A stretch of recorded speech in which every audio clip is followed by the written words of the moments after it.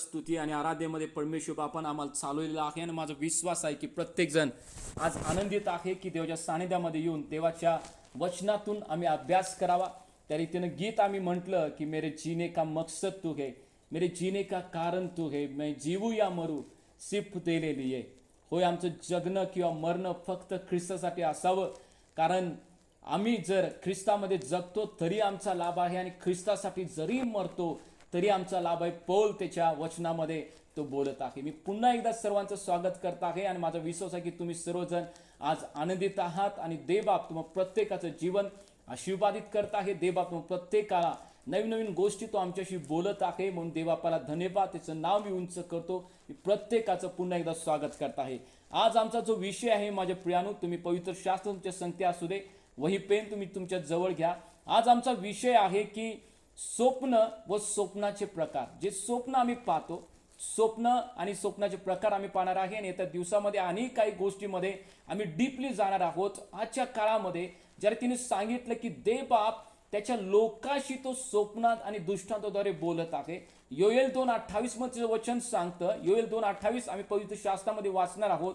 त्या ठिकाणी लिहिलेलं आहे की देव शेवटच्या काळामध्ये स्वप्न आणि दृष्टांताद्वारे तो आपल्या लोकांशी बोलणार आहे। तुमची लेकरं आणि तुमची वृद्ध लोक सुद्धा स्वप्न पाहतील आणि दृष्टांत पाहतील। आणि माझ्या बहिणीने भावांनो, या शेवटच्या काळामध्ये आम्ही जीवन जगत असताना देवबाप योएल 2:28 प्रमाणे आमच्याशी तो बोलत आहे। आम्ही पवित्र शास्त्रामधून तो भाग आम्ही वाचणार। योएल 2:28। यस, यानंतर असे होईल की मी मनुष्य मात्रावर आपल्या आत्म्याचा वर्षाव करील, तेव्हा तुमचे पुत्र व तुमच्या कन्या संदेश देतील, तुमच्या वृद्धास स्वप्ने पडतील, तुमच्या तरुणास दृष्टांत होतील। या ठिकाणी वचन सांगते की तुमच्या वृद्धास स्वप्ने पडतील, तुमच्या तरुणास दृष्टांत होतील। आणि स्वप्न आणि दृष्टांताद्वारे परमेश्वर आमच्याशी तो बोलत आहे आणि ती जोरदार रीतीनं परमेश्वर कार्य करत आहे। स्वप्न दृष्टांताद्वारे लोकांच्या वैयक्तिक जीवनासाठी असू दे आणि भरपूर गोष्टीद्वारे परमेश्वर बाप आज स्वप्न आणि दृष्टांताद्वारे बोलत आहे। स्वप्न हे वेगळं आहे आणि दृष्टांत हा वेगळा आहे। आम्ही आज स्वप्नाविषयी पाहणार आहोत। कित्तर लोकांना झोपलेला असताना, कित्तर लोकांना त्या ठिकाणी वेगवेगळे स्वप्न त्या ठिकाणी पडले जातात। मग जेव्हा आम्ही उठतोय त्याच्यानंतर व्याकुळ होतोय, आम्हाला समजत नाही की कोणत्या प्रकारचे स्वप्न आहे किंवा कशासाठी हे स्वप्न पडलेलं आहे, त्याचा अर्थ काय आम्हाला समजत नाही। पण येत्या दिवसामध्ये प्रत्येक एक गोष्टीविषयी आम्ही नक्कीच अभ्यास करणार की कोणतं स्वप्न पडल्यानंतर त्याचा अर्थ काय असू शकतोय, पवित्र शास्त्रामध्ये आम्ही पाहणार आहेत। पहिला आम्ही स्वप्न म्हणजे काय समजून घेऊया। स्वप्न याचा अर्थ इंग्लिशमध्ये त्याला ड्रीम म्हणतात। स्वप्न याचा अर्थ इंग्लिशमध्ये त्याला ड्रीम म्हणतात आणि तुम्ही लिहून घ्यावं। डी म्हणजे डिटरमाइन द टाईप, म्हणजे कोणत्या प्रकारची स्वप्न। डी म्हणजे डिटरमाइन द टाईप, कोणत्या प्रकारचे स्वप्न। आम्ही ते ड्रीमचं त्याची फोड करत आहोत। डी म्हणजे डिटरमाइन द टाईप, कोणत्या प्रकारची स्वप्न। आर म्हणजे रिव्हील द रूट्स, स्वप्नाचा स्रोत कुठला किंवा स्वप्न कुठून ते येतं त्याचा अर्थ होतो रिव्हील द रूट्स, स्वप्नाचा स्तोत्र। ई म्हणजे इमोशनल्स, म्हणजे भावना, लोकांच्या भावना त्याशी जोडलेल्या असतात, स्वप्नाशी जोडलेल्या असतात। वेगवेगळ्या भावना मनुष्याच्या जीवनामध्ये त्या ठिकाणी स्वप्नाच्या द्वारे प्रकट होतात। त्याच्यानंतर ए म्हणजे ऍक्शन, याचा अर्थ कृती। त्या ठिकाणी कृती स्वप्नामध्ये आम्हाला दिसते। एका ठिकाणातून दुसऱ्या ठिकाणातून आपण जातो, एका ठिकाणातून दुसऱ्या ठिकाणी आमचा प्रवास होतो, चालत असताना किंवा वेगवेगळ्या गोष्टीच्या द्वारे आम्ही प्रवास करत असतो। काय काय लोक अंतराळीमध्ये उडलेले त्या ठिकाणी दिसतात, काय काय लोकांना पंख येतं, काय काय लोक वेगवेगळ्या प्रकारे त्या ठिकाणी कृती करतात किंवा ते हलत असतात। त्याच्यानंतर एम म्हणजे मेन स्टँडिंग, म्हणजे स्थान किंवा त्याचं ठिकाण। ते स्वप्न नेमकं कुठल्या ठिकाणातून ते आलेलं आहे, कुणापासून ते आलेलं आहे। आणि यस म्हणजे सिम्बॉल, म्हणजे वेगवेगळ्या सिम्बॉलद्वारे त्या ठिकाणी स्वप्न पडलं जाते। त्या दिवसामध्ये स्वप्नामध्ये जे सिम्बॉल्स आम्हाला दाखवतात त्याचं मिनिंग सुद्धा आज आम्ही येत्या दिवसामध्ये आम्ही पाहणार आहोत। परंतु आज आम्ही अशी काही गोष्टी पाहून घेऊया की जे स्वप्न आमच्या जीवनामध्ये पडतं किंवा स्वप्नाचे प्रकार आणि कुठून कुठून स्वप्न येतात। आता पुढचा आमचा मुद्दा आहे की स्वप्न 3 ठिकाणातून येतात। स्वप्न 3 ठिकाणातून येतात। पहिलं जे ठिकाण आहे ते देवापासून स्वप्न येतं। योब याचा 33वा अध्याय आणि 13 ते 18 वचन आम्ही त्या ठिकाणी वाचूया। योब पवित्र शास्त्रामधून याचा 33वा अध्याय 13 ते 18 वचन। यस, तो आपल्या कोणत्याही करणीचे कारण सांगत नाही, म्हणून का तू त्याशी वाद घालतोस?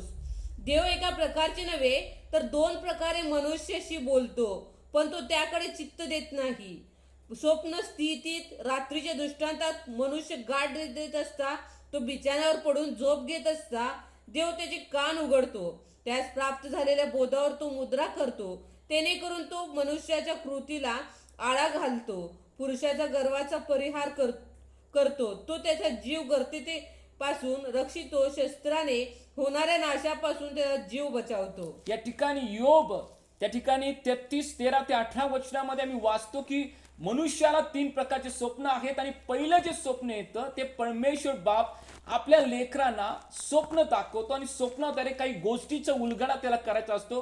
पुढे आम्ही पाहणार आहे कोणत्या गोष्टी त्या ठिकाणी आहेत. पहिली गोष्ट की स्वप्न हे देवापासून येतात, परमेश्वरापासून येतात. देवबाप आम्ही उत्पत्तीपासून प्रकटीकरणामध्ये जुन्या करामध्ये कितीतर ठिकाणी आणि त्याच्यानंतर नवीन करामध्ये कितीतर ठिकाणी देवबाप वेगवेगळ्या त्याच्या सेवकाशी, वेगवेगळ्या त्या ठिकाणी राजांशी, वेगवेगळ्या संदेष्टाशी स्वप्नाद्वारे बोलल्याला आम्ही पवित्र शास्त्रामध्ये त्या ठिकाणी पाहतो. दुसरा भाग जो आहे की स्वप्न कुठून येतात? स्वप्न शरीराच्या द्वारे सुद्धा स्वप्न येतात. आम्ही जे दिवसभर त्याचा विचार करत असतो त्याद्वारे सुद्धा स्वप्न पडतात. उपदेशक याचा 5वा अध्याय आणि 3रं वचन काय सांगतो? उपदेशक याचा 5वा अध्याय 3रं वचन.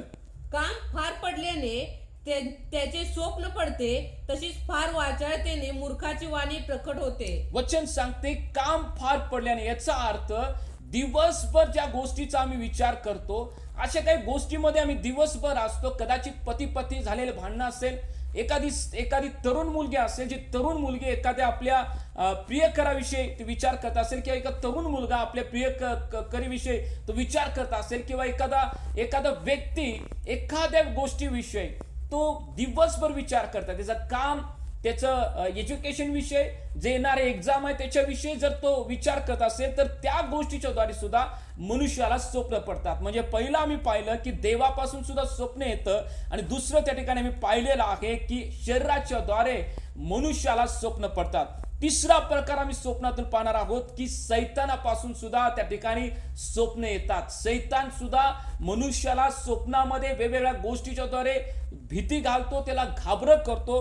आम्ही वाचूया योब याचा 7वा अध्याय 13 ते 15 वचनामध्ये काय लिहिलेलं आहे. योब याचा 7वा अध्याय 13 आणि 15 वचन. यस. माझा बिछाना मला शांती देईल, माझा पलंग माझा खेद काहीसा हलका करील, असे मी म्हणतो. तेव्हा तू मला स्वप्ने पाडून घाबरे करतोस, मला दृष्टांत दाखवून भयभीत करतोस.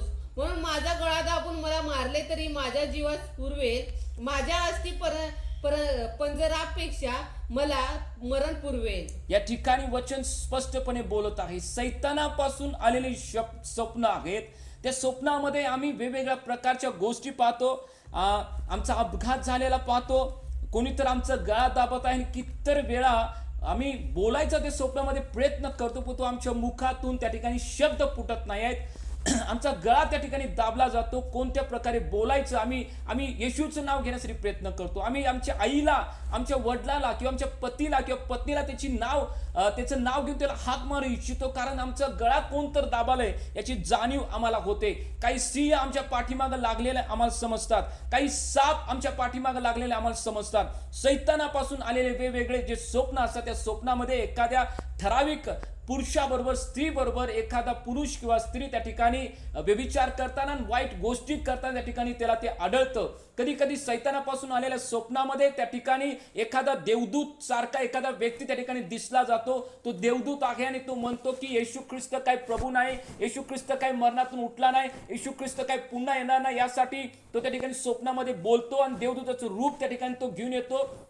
म्हणताना पौल म्हणतोय की पत्रांमध्ये की एखादा देवदूत सुद्धा आला, कुणीतरी म्हटला की येशू हा प्रभू नाही, तर त्या देवदूता वरती सुद्धा तुम्ही विश्वास त्या ठिकाणी ठेवू नका. स्वप्नाच्या द्वारे कितीतर लोकांना डायरेक्शन मिळतं, स्वप्नाच्या द्वारे कितीतर लोक भीतीमध्ये पडतात, स्वप्नाच्या द्वारे कितीतर लोक व्याकुळ होतात, स्वप्नाच्या द्वारे कितीतर लोक प्रभूपासून सुद्धा दूर जातात आणि स्वप्नाच्या द्वारे लोक आत्मिक वृद्धीसाठी त्यांना कारणीभूत होतं. म्हणताना ह्या 3 गोष्टी आपल्या जीवनामध्ये समजून घेऊयात. जेव्हा काही लोकांचे मला फोन कॉल्स येतात आणि त्या ठिकाणी विचारतात की अशा प्रकारचं मला स्वप्न पडलेलं आहे, देवाचा आत्मा ज्यावेळी मला लीड करत असतो, मला समजतं की बाबा देवापासून आलेलं स्वप्न आहे आणि त्याचं रेव्हिलेशन त्या लोकांपर्यंत मी घेऊन जातो, त्याचा नेमका अर्थ देवाचा आत्मा मला शिकवतो, त्या लोकांना मी काय सांगावं, कोणत्या गोष्टी स्वप्नाच्या देवा बोलत आहे. पण तो असे काही स्वप्न लोकांना पडतात, ते मला फोन करून विचारतात आणि त्यावेळी मला त्याचं नेमकं उत्तर आत्म्यापासून येत नाही आणि मी कधी कधी ब्लँक होतो की समजत नाही. काही जे त्या ठिकाणी स्वप्न येतात ते शरीराच्या द्वारे मनुष्याच्या जीवनामध्ये आल्यामुळं त्याचा उलगडा होणं कधी कधी कठीण होतं. आणि काही नुसते असेच स्वप्न म्हणजे आम्ही दिवसभर विचार करत बसलेलो आहोत आणि ते स्वप्न आमच्या मनामध्ये येतं, आम्ही त्या ठिकाणी झोपलेलं असताना ते स्वप्न आम्हाला त्या ठिकाणी पडतं. मग त्या 3 गोष्टी नेमक्या समजून घेऊया की 3 ठिकाणाहून स्वप्न येतात. पहिलं देवापासून, दुसरं आमच्या शरीराच्या गोष्टीद्वारे आम्हाला स्वप्न येतात आणि तिसरं सैतानापासून आम्हाला त्या ठिकाणी स्वप्न पडतात. आता आम्ही पाहूया स्वप्न का पडतात, कशासाठी स्वप्न पडतात. काही प्रकार, 4 प्रकार त्याच्यामध्ये आहेत कशासाठी स्वप्न पडतात.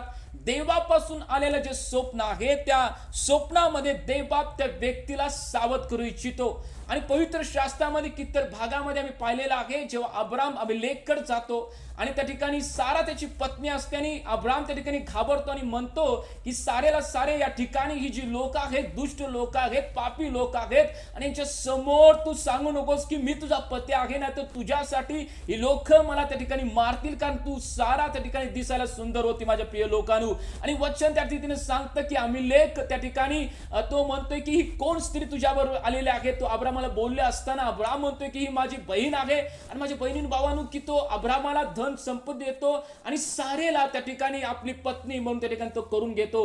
आणि प्रियानु देव स्वप्नामध्ये अशा काही गोष्टी अभिलेख जो राजा आहे त्याला तो प्रकट करतो. त्या गोष्टी प्रकट केल्यामुळे अभिलेख राजा घाबरतो आणि त्याला समजतं की ही जी पत्नी, ही जी सारा आहे ती अब्रामाची पत्नी आहे. आणि माझ्या बहिणीन भावांनो की तो परत अब्रामाला त्या ठिकाणी बोलवतो आणि त्या ठिकाणी म्हणतो की ही तुझी पत्नी असताना तू आमच्याशी लबाड का बोललास. देव सावध करण्यासाठी काय गोष्टी बोलवतो. आम्ही एखाद्या पापामध्ये असेल, आमचं जीवन प्रभूपासून दूर जात असेल, एखादा चुकीचा निर्णय आम्ही विवाहाविषयी, आमच्या आत्मिक जीवनाविषयी आम्ही घेत असेल, तर देवबाप आम्हाला स्वप्नामध्ये त्या ठिकाणी सावध करतो. वेगवेगळ्या गोष्टी तो आम्हाला प्रकट करतो, तो आम्हाला शिकवतो की माझ्या मुला तुझ्या जीवनामध्ये पडले, तुला जे स्वप्न, ज्या गोष्टी तू करत आहेस त्या गोष्टी टोटल चुकीच्या आहेत, या गोष्टी तुला करायच्या नाहीत.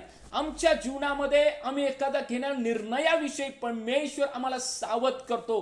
देवबाप आम्हाला स्वप्न यासाठी पडतो की आम्ही सावध व्हावं. आम्ही आमच्या जीवनामध्ये कोणत्या प्रकारच्या पापामध्ये आहोत, आम्ही कोणत्या प्रकारे देवाच्या वचनाच्या विरुद्धात जर जीवन जगणारे लोक असेल तर देव आम्हाला सावध करण्यासाठी त्या ठिकाणी आम्हाला तो स्वप्न दाखवतो. पहिली गोष्ट, स्वप्न का पडतात हा भाग आम्ही पाहत आहे आणि त्या पहिल्या भागामध्ये आम्हाला सावध करण्यासाठी एखादी विशिष्ट गोष्ट ती आमच्या जीवाला कदाचित हानिकारक ठरू शकते. एखादा निर्णय जो आम्ही जीवनामध्ये घेत आहोत त्याच्याविषयी कदाचित आम्ही चुकीचा निर्णय घेईन, यासाठी परमेश्वर बाप आमच्यावरती जर प्रेम आहे म्हणून तो स्वप्नाद्वारे आमच्याशी बोलतो. माझ्या मुला, माझ्या लेकरा, जो निर्णय तू घेत आहेस तो टोटल चुकीचा आहे, यासाठी सावध करण्यासाठी परमेश्वर बाप स्वप्नाद्वारे बोलतो. लक्षात ठेवा, स्वप्न का पडतात याचे मुद्दे आम्ही पाहत आहोत. पहिला मुद्दा, देव आम्हाला सावध करण्यासाठी त्या ठिकाणी स्वप्ने पडतात.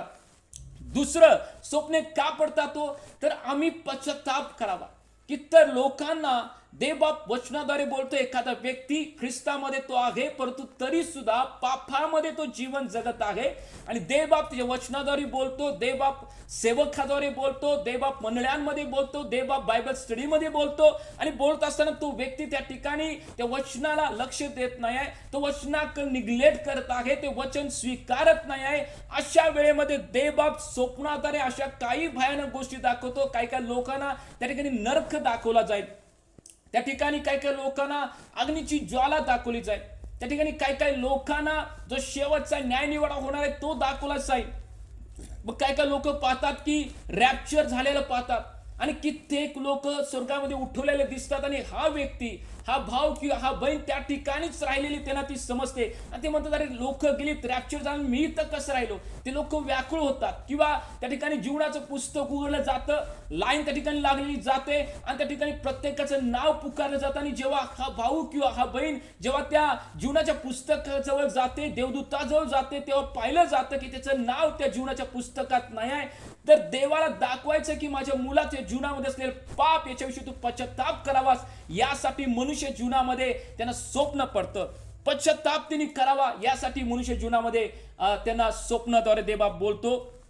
तिसरी गोष्ट, स्वप्न का पडतात तर देवबाप आम्हाला मार्गदर्शन करू इच्छितो विशिष्ट एका गोष्टीसाठी. कदाचित आमच्या बिझनेस आम्ही करत असताना कोणता बिझनेस करावा आम्ही जेव्हा प्रार्थना करत आहे, आम्ही सेवा करत असताना कोणती सेवा आम्ही करावी यासाठी आम्ही प्रार्थना करत आहे. जे तरुण तरुणी विवाहासाठी प्रयत्न करत आहेत त्यांनी कोणत्या गोष्टीच्या निर्णयाद्वारे एका पुरुषाशी किंवा स्त्रीची विवाह करावा याचं मार्गदर्शनसाठी, करिअर निवडण्यासाठी कोणत्या प्रकारचे एज्युकेशन घेत असताना कोणत्या प्रकारचं करिअर त्या ठिकाणी निवडलं जावं यासाठी परमेश्वर स्वप्नाद्वारे त्याच्या लोकांना मार्गदर्शन करतो. देवबाप स्वप्नाद्वारे त्यांच्याशी बोलतो. आम्ही कोणत्या प्रकारे त्या ठिकाणी निर्णय घ्यावा, आम्ही कोणत्या प्रकारे त्या निर्णयाच्या पाठीमागे जावं, देवबाप आम्हाला प्रत्येकाशी बोलू इच्छितो. स्वप्नाच्या द्वारे तो आम्हाला मार्गदर्शन करतो. स्वप्न का पडतं याचा तिसरा भाग आम्ही पाहत आहोत. देवबाप आम्हाला मार्गदर्शन करण्यासाठी, देवबाप आम्हाला मार्गदर्शन करण्यासाठी स्वप्नाच्या द्वारे तो बोलतो. चौथी गोष्ट आम्ही त्या ठिकाणी पाहूया की देव आम्हाला स्वप्न का पडतात. चौथी गोष्ट, देवाचं कार्य त्याला आमच्याकडून करून घ्यायचं आहे. विशिष्ट गोष्टीच्या द्वारे देवाला आमच्या जीवनामध्ये कार्य करून घ्यायचं आहे. मग ते आमची प्रार्थना, वैयक्तिक जीवनाविषयी प्रार्थना असेल, सुवार्ता प्रसार असेल, देवासाठी आम्ही अर्पण द्यावं यासाठी असेल, आमच्या जीवनाच्या द्वारे देवानं सेवा कार्य करून घ्यावं यासाठी आम्हाला स्वप्ने पडतात. स्वप्ने पडण्याचे 4 प्रकार त्या ठिकाणी आम्ही पाहिलेले आहेत. पहिला प्रकार जो आहे, स्वप्न पडण्यासाठी, स्वप्न आम्हाला का पडतात, देवबाप आम्हाला सावध करण्यासाठी त्या ठिकाणी स्वप्न पडतात. दुसरा भाग, पश्चाताप करण्यासाठी. तिसरा भाग, मार्गदर्शन देवबाप आम्हाला करू इच्छितो. आणि चौथा भाग की देवाचं कार्य आम्ही करावं म्हणून. या 4 गोष्टीद्वारे परमेश्वर बाप वेगवेगळ्या गोष्टीचा आम्हाला स्वप्नाचा तो भाग शिकवतो. आम्हाला देवबाप त्या ठिकाणी तो दाखवतो की आम्ही आमच्या जीवनामध्ये कोणत्या गोष्टीमध्ये आहोत आणि कोणत्या गोष्टी देवबाप आमच्या जीवनामध्ये करू इच्छितो. 4 भाग आम्ही समजलेत. स्वप्न का पडतात, देव सावध करण्यासाठी, पश्चाताप करण्यासाठी, मार्गदर्शन करण्यासाठी आणि देवाचं कार्य करण्यासाठी. आता स्वप्नाचे प्रकार किती आहेत? स्वप्नाचे प्रकार किती आहेत? पहिला भाग आम्ही बघितला की स्वप्न 3 ठिकाणून येतात. दुसरा भाग आम्ही त्याच्यामध्ये 3 ठिकाणातून स्वप्न येतात, 3 भाग पाहिले. स्वप्न का पडतात याचे 4 भाग पाहिले. आता स्वप्नाचे प्रकार किती आहेत? 3 प्रकार आहेत स्वप्नाचे. पवित्र शास्त्रामध्ये आम्ही पाहणार आहोत. पहिले जे स्वप्न येतं स्पष्टपणे ते स्वप्न आम्हाला समजतं, स्पष्ट स्वप्न येतं, स्पष्टपणे समजतं.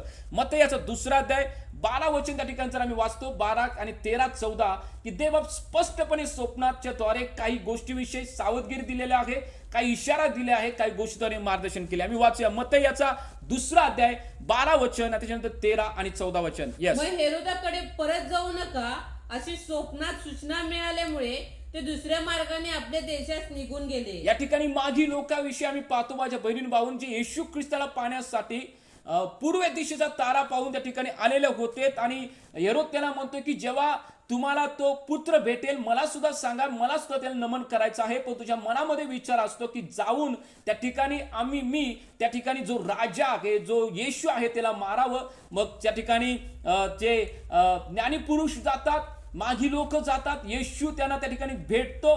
ते गायीच्या गोठ्यामध्ये त्या बाळकाला पाहतात आणि त्याला नमन करतात. आणि झोपलेला असताना त्या रात्री देवाचा देवदूत स्वप्नामध्ये तो काही गोष्टी प्रकट करतो. तो म्हणतो की परत तुम्ही हेरोदकडे जायचं नाही, तर दुसऱ्या वाटेतून तुम्ही आपल्या गावी जावा. माझ्या बहिणी भाऊन स्पष्टपणे त्यांना ते स्वप्न समजलं.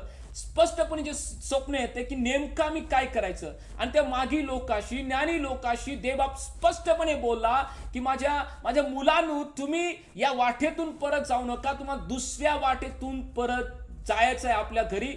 आमच्या जीवनामध्ये सुद्धा देवबाप काही स्पष्ट स्वप्न त्या ठिकाणी पाडतो, स्पष्ट स्वप्न आम्हाला दाखवतो. आमच्या जीवनामध्ये कोणत्याही पापाविषयी असेल, कोणत्याही गोष्टीविषयी देवबाप स्पष्टपणे दाखवतो.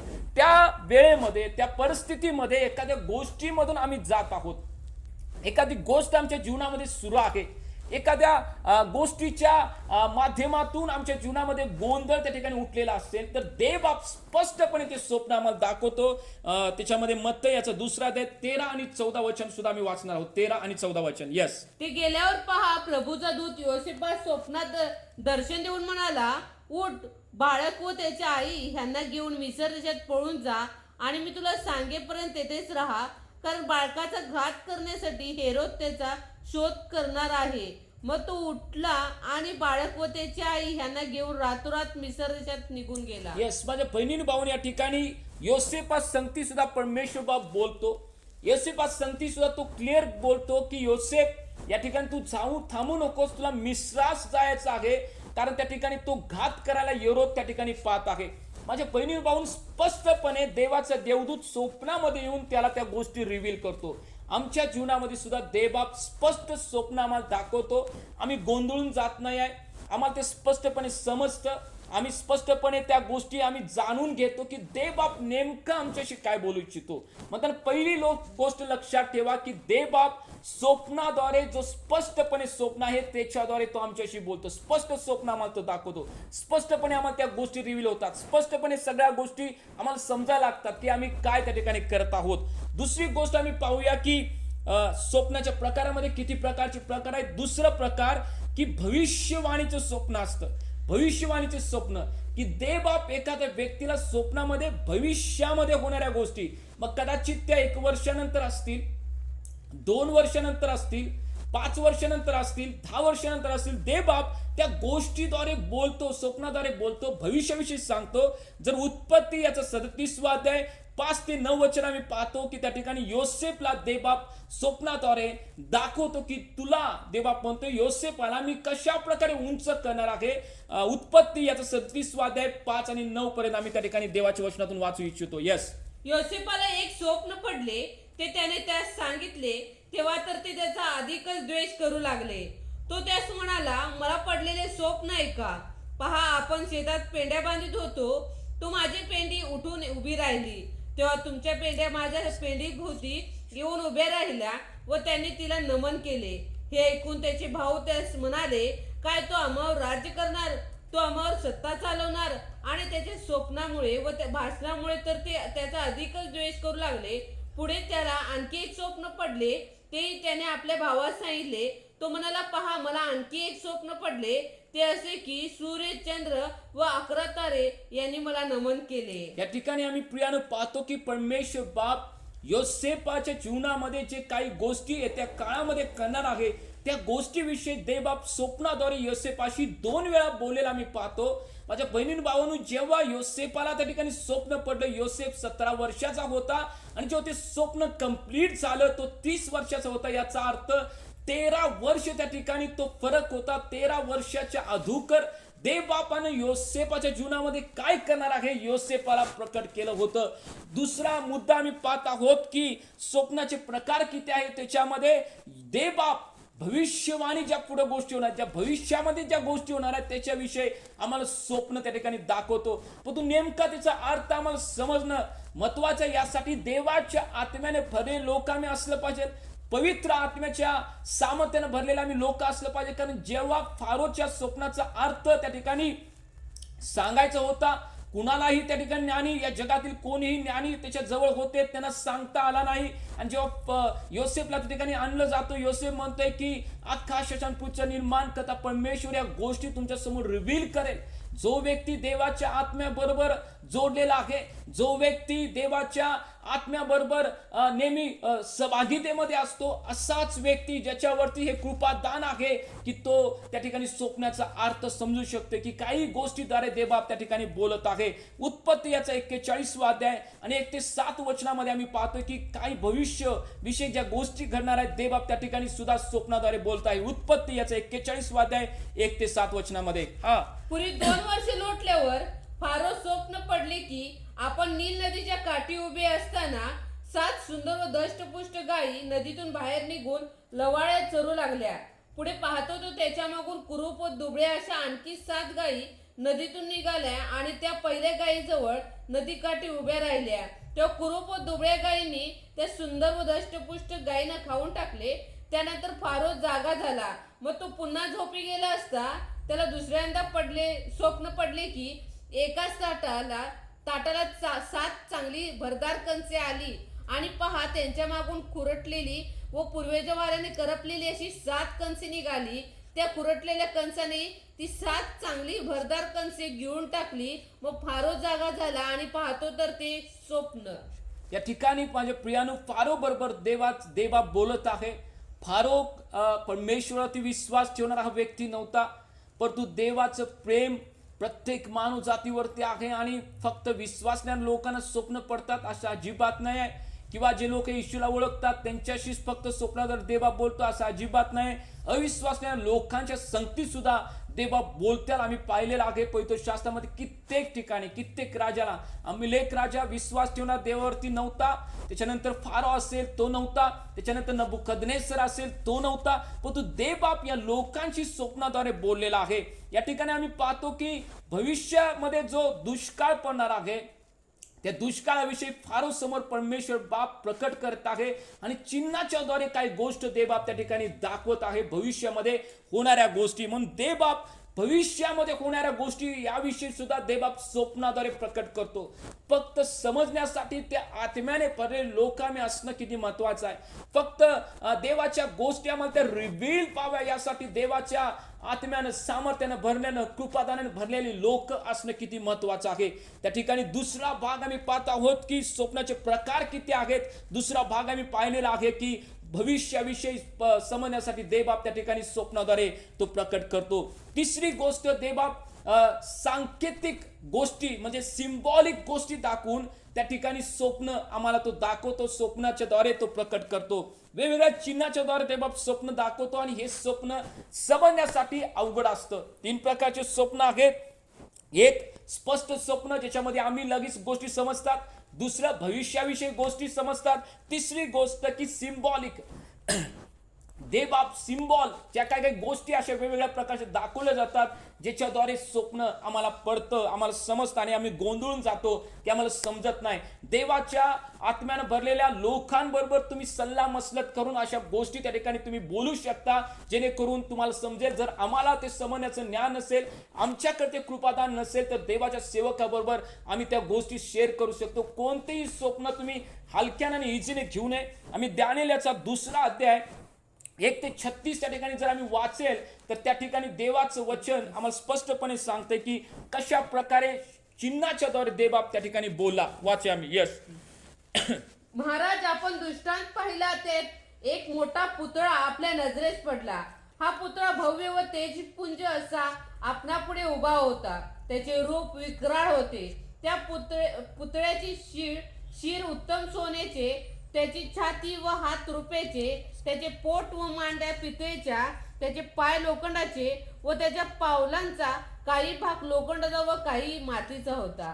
आपण स्वप्न पाहत असता कोणाचा हात न लागता एक पाषाण आपोआप सुटला व त्या पुतळ्याच्या लोखंडी व मातीच्या पावलावर आदळून त्याचे फुटून तुकडे तुकडे झाले. तेव्हा लोखंड, माती, पितळ, रुपे व सोने यांचे चूर्ण होऊन उन्हाळ खळ्यातील भुसाप्रमाणे ती झाली. वाऱ्याने ती उधळून नेली. त्यांचा मागमूस राहिला नाही. त्या पुतळ्यावर आदळलेला पाषाणाचा एक मोठा पर्वत होऊन त्याने सर्व पृथ्वी आपली. हेच आपले स्वप्न. आता याचा अर्थ राजाच्या उजरात आम्ही सांगतो. या ठिकाणी आम्ही पाहतो माझ्या बहिणी भावांनी की देवबाप त्या राजाशी स्वप्नाच्या द्वारे बोलत असताना काही सिम्बॉल त्या ठिकाणी दाखवत आहे. एक पुतळा त्याला दाखवलेला आम्ही पाहतो आणि दानिएल त्या ठिकाणी स्वप्नाचा अर्थ सांगतो. देवबाप सिम्बॉलच्या द्वारे आमच्याशी बोलत असतो. वेगवेगळे सिम्बॉल, वेगळे चिन्ह आम्हाला दाखवतो. पवित्र शास्त्रामध्ये दाखवत असेल. काही लोकांना त्या ठिकाणी साप दिसतील, काही लोकांना त्या ठिकाणी वेगळे पक्षी दिसतील, काही लोकांना पाणी दिसेल, काही लोकांना आम्ही त्या ठिकाणी देवाची आराधना करत असताना आम्ही स्वर्गामध्ये असलेलं दिसेल. काही लोकांना वेगवेगळे रस्ते काही लोकांना दिसतील, काही लोकांना भयानक अंधार दिसेल. असे वेगवेगळ्या चिन्हाच्या द्वारे त्या ठिकाणी देवबाप बोलत असतो. आम्हाला समजणं त्यासाठी महत्वाचं आहे. 3 गोष्टी आम्ही पाहिलेल्या आहेत की स्वप्नाचे प्रकार किती आहेत. पहिलं की देवबाप स्पष्ट स्वप्नाद्वारे बोलतो. दुसरं भविष्याविषयी ज्या गोष्टी होणार त्याच्याविषयी देवबाप बोलतो.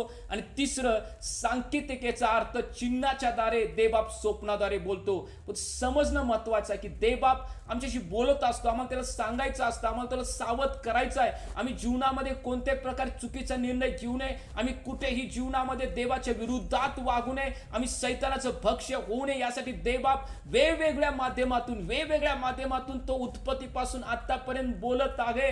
पण समजण्यासाठी लोकांना ते कदाचित ज्ञान नाही आहे, ते कदाचित ते सामर्थ्य लोकांकडे नाही आहे की देवाच्या गोष्टी समजून घ्याव्या, जाणून घ्याव्या. देवा कोणत्या गोष्टीद्वारे बोलत आहे, त्याला काय सांगायचं आहे. आज आम्हाला नेमकं ते समजत नसल्यामुळं आम्ही जाणून घेत नाही की देवाचा इशारा आमच्यासाठी कोणता आहे. या काळामध्ये ज्या रीतीने योएल 2:28 आम्ही वाचलं की देवा म्हटला की शेवटच्या काळामध्ये मी स्वप्न आणि दृष्टांत तुमच्याशी बोलीन आणि मी प्रकट करीन. तर कोणीही या शेवटच्या काळामध्ये इजी घेऊ नका की देवबापाला काय सांगायचं आहे, काय आम्हाला बोलू इच्छितो. नेमकं आम्ही समजून घेऊया की स्वप्न कुणापासून आलेलं आहे. देवबाप स्वप्नाद्वारे बोलतो, शरीराद्वारे स्वप्न पडतात, त्याच्यानंतर सैतानापासून सुद्धा स्वप्न येतात. आम्ही समजून घ्या की नेमकं स्वप्न कोणत्या गोष्टीद्वारे आम्हाला येत आहे. जे मनुष्याला जीवन दिलेलं आहे त्या जीवनामध्ये मनुष्य 25% झोपतो. 25% म्हणजे एखाद्या व्यक्तीला त्या ठिकाणी 60 वर्षाचं जीवन जगले असेल, 60 मधलं 25% तो मनुष्य झोपतो. मग या झोपण्यामध्ये कितीतर वेळा आम्ही स्वप्न पाहतो. लहानपणापासून आतापर्यंत कुणाचं 40 वय असेल, 35 वय असेल, कुणाचं 50, 55, 60 वय असेल. एवढ्या वर्षामध्ये कितीतर स्वप्न तुम्ही पाहिलेलं आहात आणि वेगवेगळ्या स्वप्नामध्ये वेगवेगळे चिन्ह तुम्ही पाहिलेलं आहात आणि ते स्वप्न प्रकट होतात. आणि कधी कधी जे स्वप्नामध्ये तुम्ही पाहतात त्याच गोष्टी काही महिन्यानं, काही दिवसानं घडल्या त्या ठिकाणी पाहतात. एखाद्या स्वप्नामध्ये एखाद्या ठिकाणी मग तुम्ही गेलेला असता आणि परत त्याच ठिकाणी तुम्ही स्वप्नामध्ये जे पाहिलेलं असतं तेच ठिकाण तुम्हाला एका महिन्यानं, 15 दिवसानं किंवा 2-3 महिन्यानं परत त्याच ठिकाणी तुम्ही जाता आणि मग आश्चर्य करता, आणि हेच मी कुठं ठिकाण पहिला पाहिलेलं आहे. ही जी परिस्थिती माझ्याबरोबर घडत आहे पहिला कधीतर घडलेला आहे. या ठिकाणी आम्ही कधीतर गेलेलो आहे. आम्ही गेलेलो नसतो परंतु स्वप्नामध्ये त्या ठिकाणी आम्ही जातो आणि काही गोष्टी आम्हाला प्रकट होतात. कारण गीतरत्न याचा 5वा अध्याय 2रं वचन काय त्या ठिकाणी सांगतं. गीतरत्न याचा 5वा अध्याय 2रं वचन काय सांगतं. गीतरत्न याचा 5वा अध्याय 2रं वचन. मी निद्रिस्त आहे तरी माझे मन जागृत आहे. ऐका, माझा वल्लभ दार ठोकीत आहे. त्याचा शब्द माझ्या कानी पडत आहे. तो म्हणतो, माझे भगिनी, माझे प्रिये, माझे कपोते, माझे विमले, माझ्यासाठी दार उघड. माझे डोके दवाने धबधबले आहे. माझी झुलपे रात्रीच्या दहीवर बिंदूंनी भरून गेले आहे. या ठिकाणी वचन सांगतं गीतरत्न 5:2 मध्ये सुरुवातीलाच त्या ठिकाणी लिहिलंय की मी निद्रिस्त आहे तरी माझे मन जागृत आहे. माझ्या बहिणीनु भावाने, जेव्हा आम्ही झोपतो आमचं मन जागृत असतं. आमचं मन जागृत असतं. देवबाप त्या मनाशी बोलत असतो. त्या मनाला देवबाप गोष्टी प्रकट करत असतो. जेव्हा आम्ही झोपतो, वचन स्पष्टपणे लिहिलंय नीतिसूत्र 5:2 मध्ये, जेव्हा मी निद्रिस्त आहे तरी माझे मन त्या ठिकाणी जागृत आहे. देवबाप आम्हाला प्रकट करू इच्छितो आणि प्रत्येकाला मी विनंती करेन की या शेवटच्या काळामध्ये जे स्वप्न देवबाप आमच्याशी बोलत आहे त्या स्वप्नाचा अर्थ आम्ही समजून घेऊया. ते स्वप्न नेमकं कुणापासून आहे आम्ही प्रार्थनेमध्ये करूया. काही ज्या तरुणी असतील, माझ्या बहिणी भावांना काही तरुण असतील, एखाद्या तरुणाविषयी एखाद्या तरुणीविषयी विशेष स्वप्न पडतं आणि त्यांना वाटतं की होय ठीक आहे, देवबाप हा मला त्या मुलाविषयी दाखवत आहे, त्या मुलीविषयी मला दाखवत आहे आणि मी जाऊन त्याच्याशी विवाह करावा. मी तुम्हाला प्रत्येकाला विनंती करू इच्छितो की तुम्ही नेमकं ते समजून घ्यावं. प्रार्थनेमध्ये जावं, देवाला विचारा, देवा खरोखर हे जे स्वप्न आहे ते तुझ्यापासून आहे का सैतान मला चुकीचा निर्णय घेण्यासाठी भाग पडत आहे का माझ्या देहापासून मला ते स्वप्न येत आहे.